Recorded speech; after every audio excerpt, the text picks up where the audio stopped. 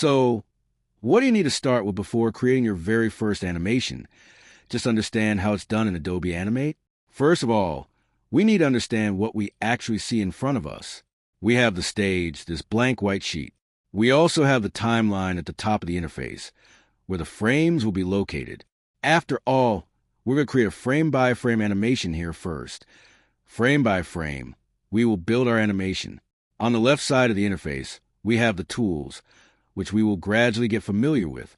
What is located on the right side won't be needed for this lesson. Now, to master our very first animation, we'll try to animate a simple character.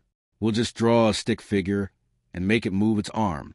To draw the stick figure, I'll use a tool called the brush. It's located on the toolbar on the left. You can also call up the same tool using the hotkey B on your keyboard. Now we can draw on our stage. If we touch it with a stylus or hold down the mouse and drag, the cursor will leave a specific color that we choose in the palette beforehand. To choose a specific color we want to draw with, just click on this square. The palette will open, and here we can choose a color. Let's take black as standard, for example, and draw our first simple character in Animate. I'll start drawing the character from the head. I'll draw a simple head like this.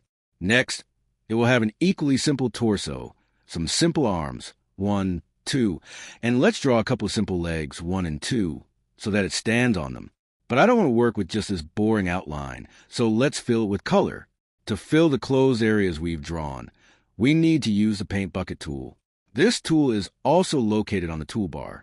Right now, it's hidden here, but if you right-click on this icon, the Paint Bucket tool will appear. You can also call it up using the hotkey K. If we press on the keyboard, the cursor will change, and we will have selected the Paint Bucket tool. Now we can click inside these zones, and they will be filled with the color we selected earlier. Here is the character we got. To move this character anywhere, we need to take the Selection tool or select it using the hotkey V. Next, we can select our character and move it somewhere. Let's say to the center of the screen. If it seems too small, we can enlarge it, or vice versa. Shrink it if you drew a character that is too big for this stage. To work with transformation, we need to choose the Free Transform tool. It can be selected using the hotkey Q. Now we have these points with which we can stretch our character, or conversely, narrow it. I'll make my character a little bit bigger, like this, for example. Now let's move directly to creating our animation. I plan to make my character bend its arm at the elbow and then straighten it back to its original position. In order to make an animation, we need to create the next frame where the change in movement, the next phase, will take place.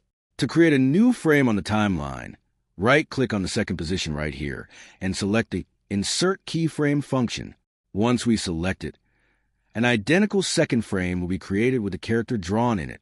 So, if we move the player between these two frames, nothing will change. This is logical because the frames are absolutely identical. However, in the second frame, we'll make a small change to our character's movement.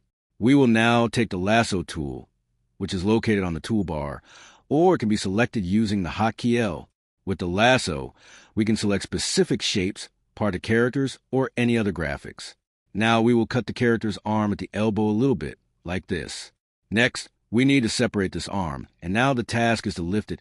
In other words, to rotate it slightly. We take the Free Transform tool.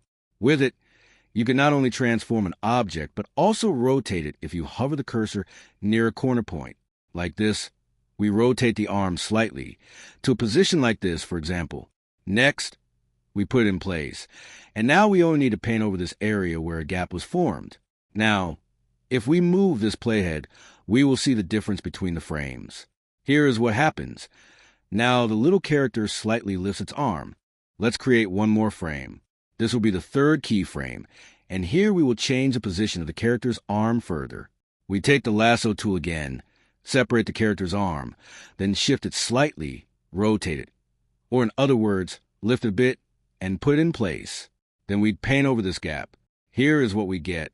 Now, if we preview the animation of these three frames, we will see how the character gradually lifts its arm. You can also preview the animation by clicking the play button located above the timeline.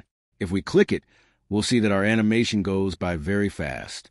The animation is indeed very fast because my frame rate is set to 60 FPS. You can set it lower in the properties, or you can use a very clever trick. Select the frames we have and pull the edge of a frame to extend its duration over a different number of frames. For example, I'll extend it to 15 frames. Now the animation of my character will be slower, meaning you can actually look at it, or you can just lower the FPS. I also plan to make the reverse movement so that my character lowers its arm, waving it up and down. I'm not going to continue doing this animation manually. Instead, I'll just copy these frames that I already have and reverse them. To duplicate these frames, you need to select them, then hold down the Alt key on the keyboard and drag the selected frames to the right. This is how a duplicate is created. Right now, the animation plays like this. It just repeats. Now we need to reverse these duplicated frames. To do this, we select them, then right-click and choose the Reverse Frames function at the very bottom.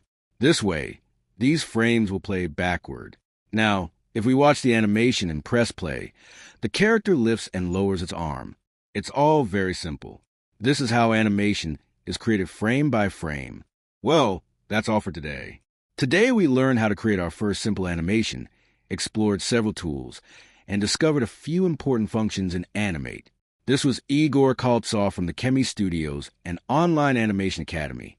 See you in the next lessons.